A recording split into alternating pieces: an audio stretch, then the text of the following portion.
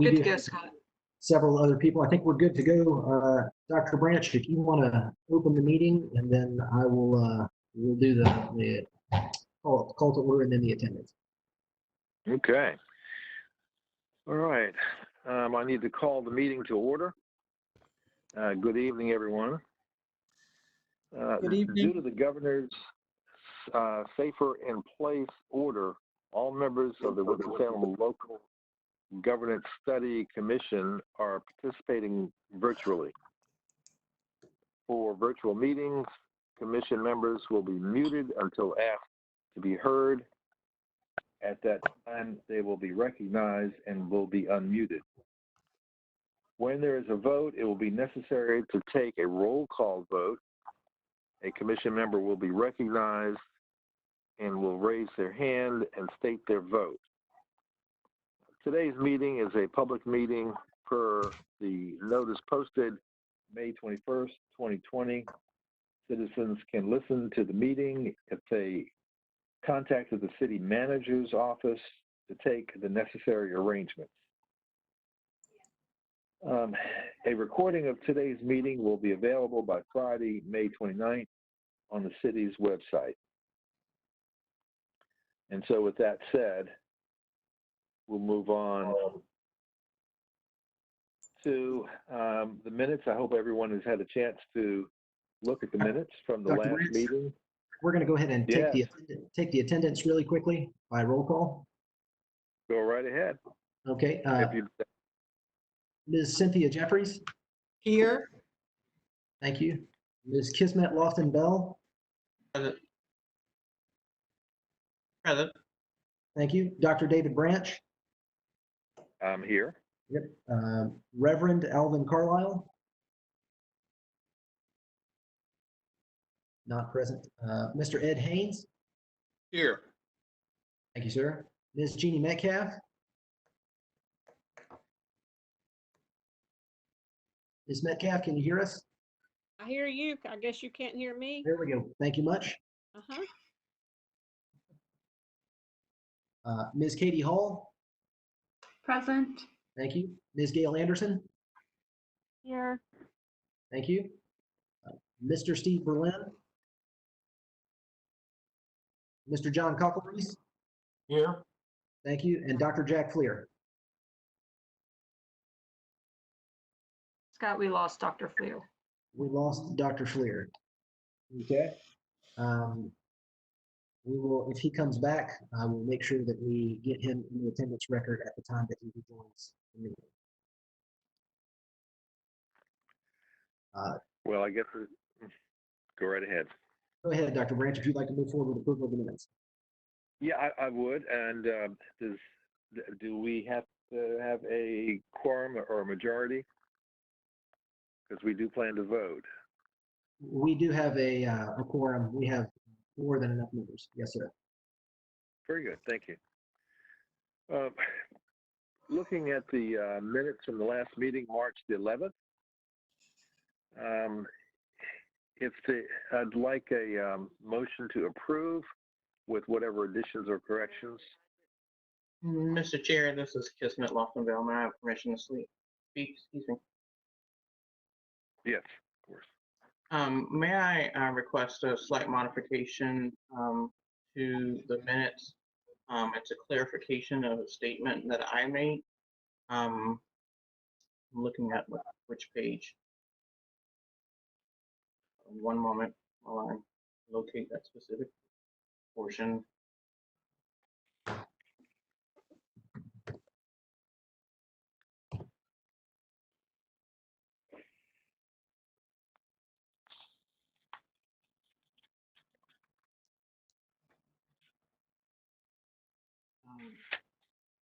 My apologies for taking a moment to find it again.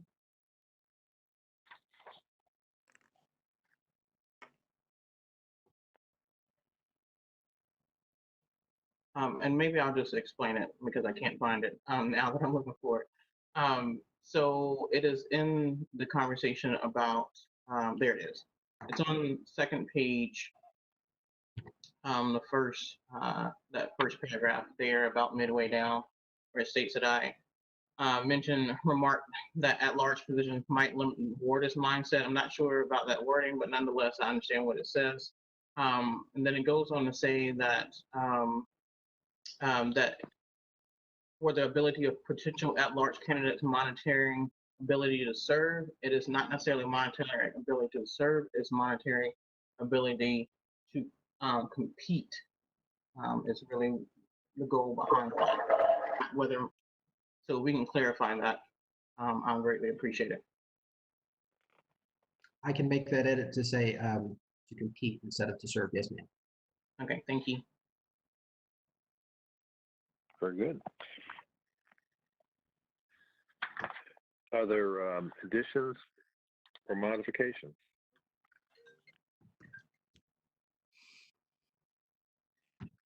Okay, hearing none. Have we got a second on the minutes? Second. Okay, thank you. Those in favor, aye. Aye. Aye. Aye. Opposed? Like sign? Okay, minutes are accepted. Thank you very much. Dr. I'm Branch, sorry. we're going to have to do a roll call vote on every vote. I hate to do that, but I will call the names individually. I know that it sounded unanimous, but we'll have to call them individually. Okay. So I will call them in the same order we did earlier. If you will just remark in the affirmative. Ms. Jeffries? Affirmative. Thank you. Ms. Lofton Bell? Approve. Dr. Branch? Affirm. Reverend Crowell was not here. Mr. Haynes? Yes. Mr. Haynes? Yes. Okay, thank you. Ms. Metcalf? Yes. Thank you. Ms. Hall? Yes. Thank you. Ms. Anderson? Yes. Thank you. Mr. Cockleries? Yes. And has Dr. Fleer rejoined us? Yes, and I'm aye. Okay, thank you, sir. Okay.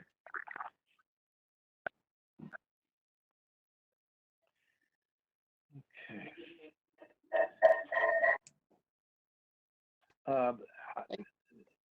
Completing the minutes, and thank you for that that support and approval to the minutes. The second part of the number 2 part of the agenda is edits and amendments to the draft report. And Scott, would you make comments on these, please? Be more than happy to. I have received 3 edits at this point. 2 of them I consider to be non-substantial. Ms. Hall asked that some biographical information be edited, and Dr. Fleer found a typo and fixed it for us as any good professor would. So we appreciate that. Don't believe that we need any official votes on any of those. Mr. Berlin, who is not with us this evening, did pose a question, and so I will pose it to the commission. And if someone wants to make an amendment, they can make a motion to do so. In the draft report on the first page, under the section background, that's paragraph 3 starts with the sentence, new ward lines included in the bill would have had the effect of placing 3 African-American female council members in the same ward. That language was taken directly from the press release and also from the website. Mr. Berlin said that he didn't want to strike that. He just wanted there to be a conversation if it was necessary as to whether that language seemed a little too politically charged for a report from this commission. So if there needs to be any discussion around that and somebody wants to strike that language, we could move to do that. If you wanted to leave the language, I'm fine with that as well. I was just looking for a little direction from the commission based on the comments again from Mr. Berlin, who's not with us this evening. Let me open the floor for comments on that.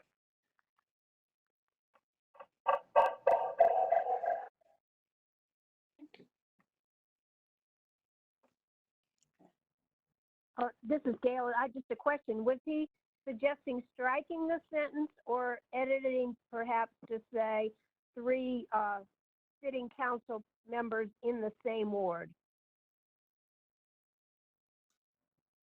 Ms. Anderson, you could choose to do anything that you want. Again, Mr. Boleyn's not here to speak to the question, and he didn't give me a specific edit and say, I wanted this. He just said he thought there might be some good discussion about whether it was needed. I'd like to make some commentary.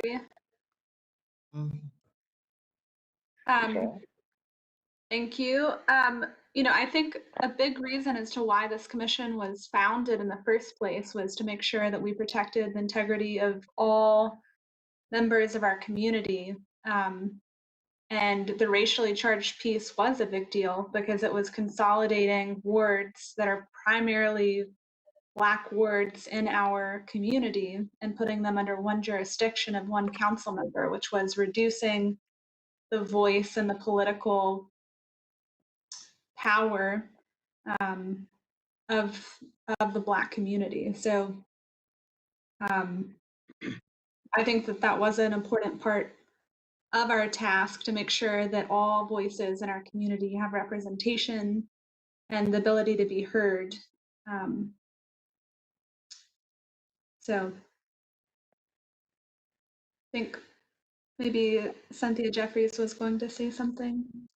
I was just looking at the text. This is in the background, Scott, section. Is that correct? Yes, ma'am. It's page 4 following the bullet Right. points of the Following the background. bullet points. Yes. I think that is a statement of fact. And so I don't have a problem with it. I think that is, as Katie said, that was a part of the contention about it. I don't know why, and I guess it is correct to say 3 African-American female council members, why it's just not 3 African-American council members. They probably all are female, but that just seems a bit not important. But so I support leaving it in. Thank you. The language, 3 African-American female council members, was copy and pasted directly from the press release. Right. That was put out by the city marketing department. Right. So, so to not reinvent the wheel, we copy and paste it directly in. It was also at one point requested by the commission to add that to the city's webpage, to your local government study commission webpage, and so that language exists in that exact same format on the webpage as well. So that's fine. Mhm. Any other comments? I have no problem leaving it as it was written. Thank you. Mr. Chair, I have no problem leaving it as it was written either. Thank you. I'm fine with it as written. Thank you very much. I think and my thought is that it really addresses 2 underrepresented groups nationally, and that's female African Americans. So I rather the way that's written. All right. Well, without a motion and hearing from folks, we will leave that as is. Are there any other edits or amendments to the report that were not emailed to staff that anyone would like to discuss at this point? If I may speak, this is Kismet. And just a minor edit, I am not a staff member, or really former staff member, but not current. Yeah. Okay, that's in the biographical information. Yes, it's in the box, in the chart on page 5. And so you would like it to say former Urban League staff member, or would you like that to be edited to say something else entirely? I was not a member at the time, so you can just leave. I'm a professor at Forsyth Tech and Surrey Community College. Okay. We will make that amendment for you. Thank you. Okay. This is Cynthia Jeffries. Could you just add owner Jeff Shared Treasures, and I'll send you the information. Neighborhood leader, and Okay. so, okay, thank you.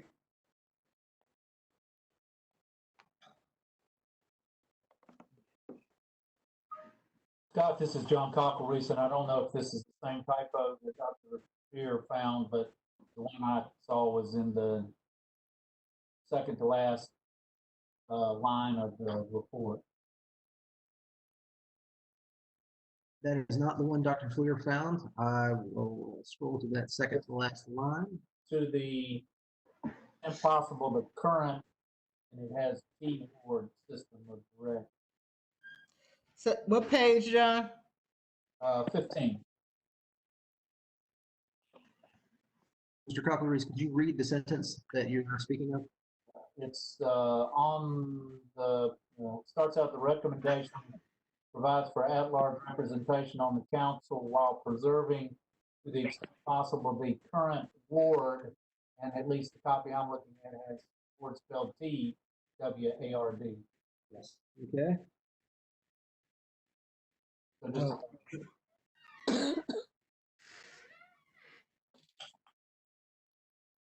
We will make that edit. Thank you much.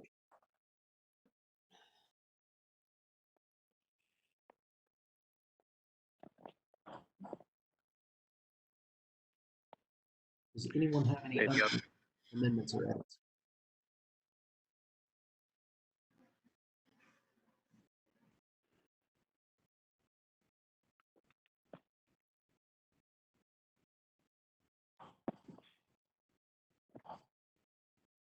Dr. Branch, if we don't have any more edits to the report, then we can move on to the agenda, the next item, which is approval of the draft report as amended. Want to make sure that we didn't have a true amendment, and so which would require a vote. To me, it sounded like we did not. It sounded like we had basically edits and comments on some of the wording, but that's it, without change. And if I'm correct on that, then I believe we can move on to the. Okay. Yeah. Was that a negative vote? it was a shout of approval. Sorry. The third part of the agenda is approval of the draft report. Right. Now, we've all had a chance to read the draft, and we've certainly made comments and edits, but we need to have a roll call vote on the approval of the draft report that we worked so hard for. I move its approval. Second. Thank you. Thank you so much. Moved and seconded. Yes. I'm gonna take a group vote, and then we have to do a roll call. But those in favor with it, aye. Aye. Aye. Opposed? Any opposed? Thank you. Now, Scott, would you do a roll call? Yes, sir. For the sake of state law, Ms. Jeffries? Yes. Thank you. Ms. Lofton-Bell? Yes. Dr. Branch? Yes. Mr. Haynes? Yes. Ms. Metcalf? Yes. Ms. Hall? Yes. Ms. Anderson? Yes. Mr. Cockle-Reese? Yes. Mr. Fleer? Dr. Fleer, excuse me. Yes. Thank you, sir. Thank you. All in favor of that individual roll call? The motion is passed.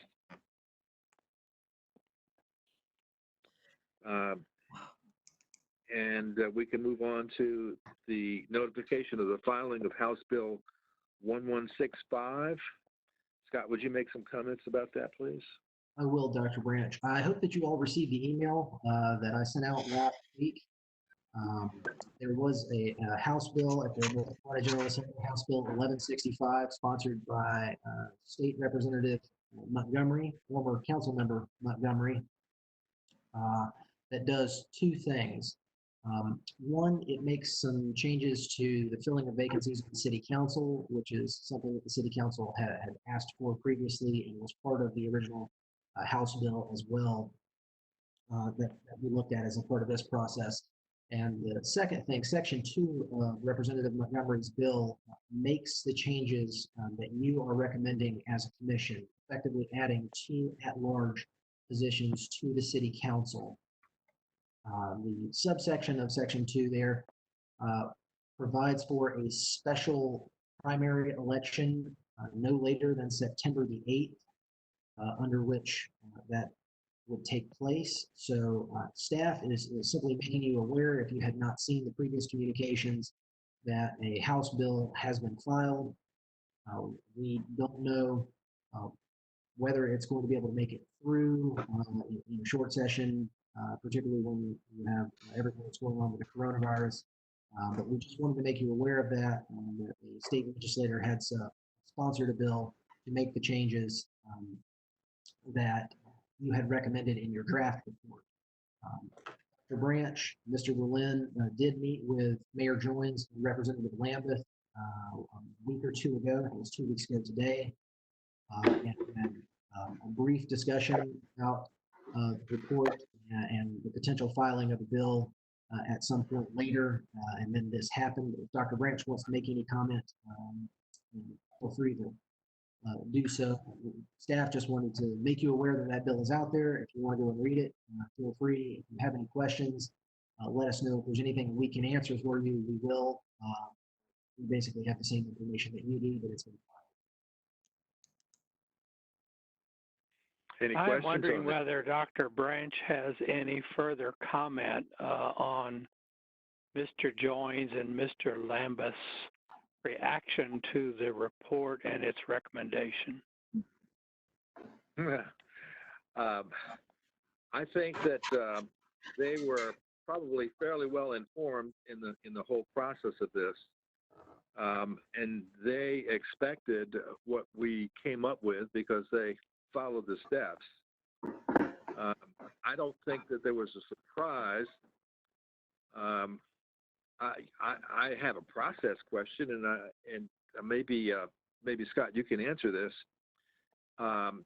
If this second bill 1165 has been proposed and filed, does that withdraw or automatically cancel the previous bill that Representative Lambeth had submitted and Conrad? How does that work? If Angela Harmon, the city attorney, is out there, I might ask her to procedurally discuss when a previous bill makes it or doesn't make it to crossover for the short session, whether or not it's eligible for committee and vote. Angela, want to answer that? I'm not sure as it relates to the election bill, but even if it, quote, didn't make crossover, I mean, there's always a process by which bills can be revived by getting another bill and putting the desired language into that bill. I think it may have died, but like I said, it can always be revived. It was my understanding that this new bill was based upon an understanding between Representative Lambeth and Representative Montgomery in terms of the desired direction of the city to add 2 at-large members. I think the timing of it might be an issue, but I think that was based upon an understanding that that was the desire of the city.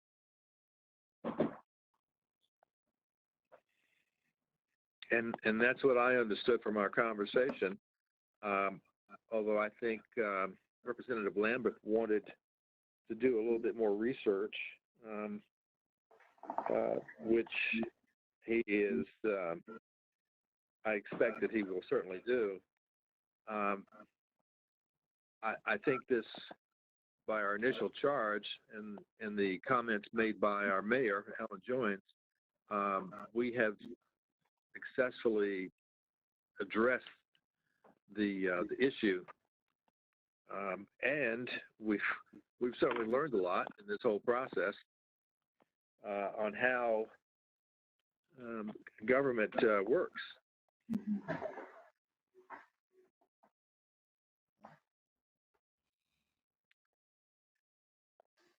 It also seemed like the timing was kind of in conjunction of the passing of Mayor Pro Tem Vivian Burke's passing.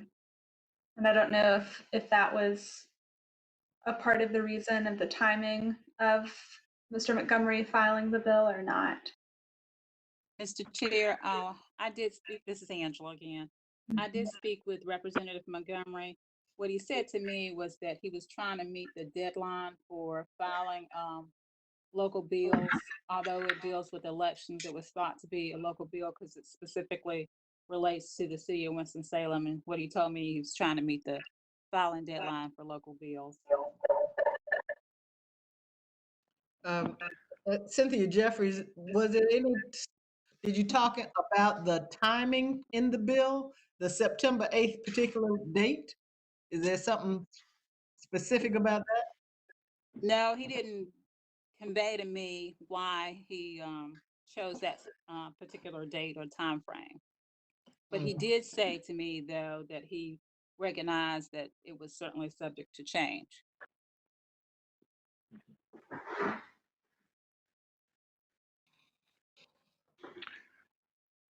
Well,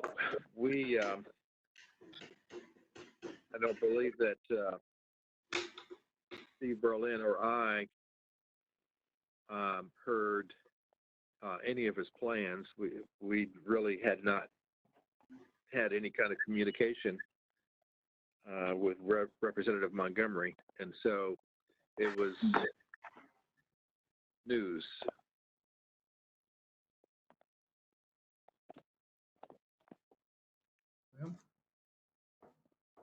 I think it is consistent with the results we have come up with and what we have just, I guess, approved.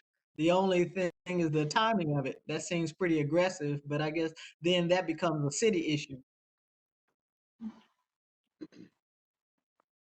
Agree. Okay. Agree. Other thoughts?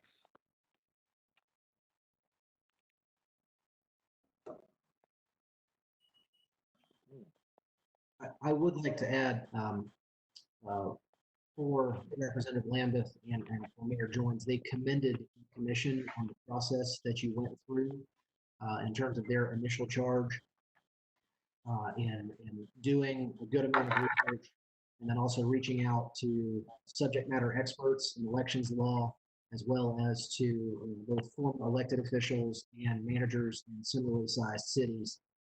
They were had a good commendation of the commission on having done a good amount of research and putting the effort in, and wanted to say thank you. So I just wanted to make sure that thank you is expressed to the commission as well. And I would like to express gratitude to Scott Tesh and Meredith Martin for the great job they did as our administrative help, assistants, staff. I agree. I agree too. Mm-hmm. Good job. Thank you. Well, many of us started out as novices in this, and we did come up with a good plan of attack on learning more about this. I think we executed that plan. We were diligent and consistent. And I want to thank each member of the commission for hanging in there and for being part of the process. It was a pleasure. If I may, I want to thank the chairs for leading us through this process as well. I'm sure it was an interesting task that we all had, and thank you everyone who served along with me.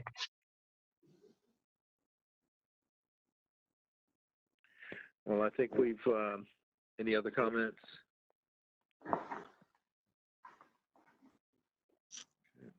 I second all these sentiments. Thank you for your leadership. I think it's really important what we've done for our community to serve on this commission, and there are tangible results that are to be had from all the work and effort that staff and commission members have put in to this commission. So thank you, everybody.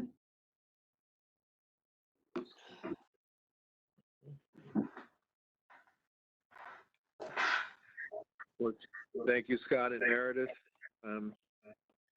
We We enjoyed having you